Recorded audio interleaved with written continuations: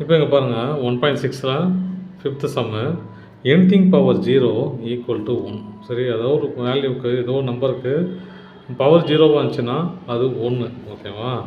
அப்போ இதை என்ன எடுத்துக்கலாம், 1 ப்ளஸ் நெகட்டிவ் நம்பரை மேலே வச்சுக்காதீங்கன்னு சொல்லிக்கிறேன் பவரில் இல்லையா. அதை பாசிட்டிவாக மாற்றணும்னா கீழே கொண்டு வந்துடணும். 6 பவர் 1 இன்ட்டு 3 ஸ்கொயர். சரிங்களா? 1 இல்லையா, இது 6. 6 இன்ட்டு 1 6.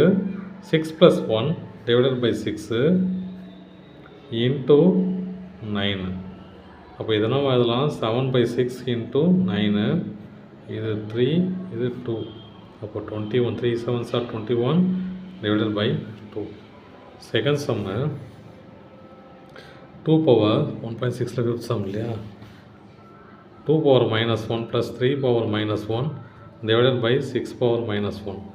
இப்போ இந்த நம்பரை மாற்றணும் அப்படின்னா நெகட்டிவ் நம்பர் வச்சுக்கூடாது இல்லையா மேலே பவரில். அப்போ 1/2 ப்ளஸ் கீழே கொண்டு வந்தால் பாசிட்டிவ் ஆகிடும். Power 1 1/3 power 1 divided 1/6 power 1.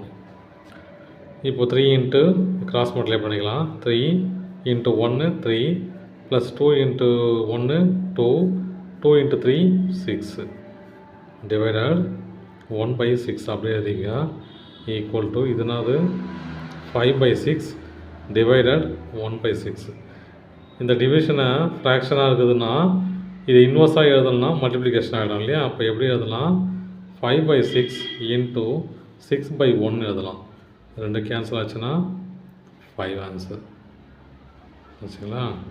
அடுத்த நம்பரு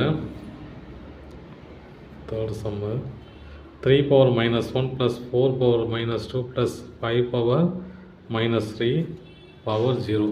இப்போ பாருங்கள், இதெல்லாம் ஆப்ரேட் பண்ணி ஏதோ நம்பர் கிடைக்குதுன்னு வச்சுக்கோங்க, பெரிய நம்பர் கிடைக்குதுன்னு வச்சுக்கோங்க, அதுக்கு பவர் என்ன 0 இல்லையா.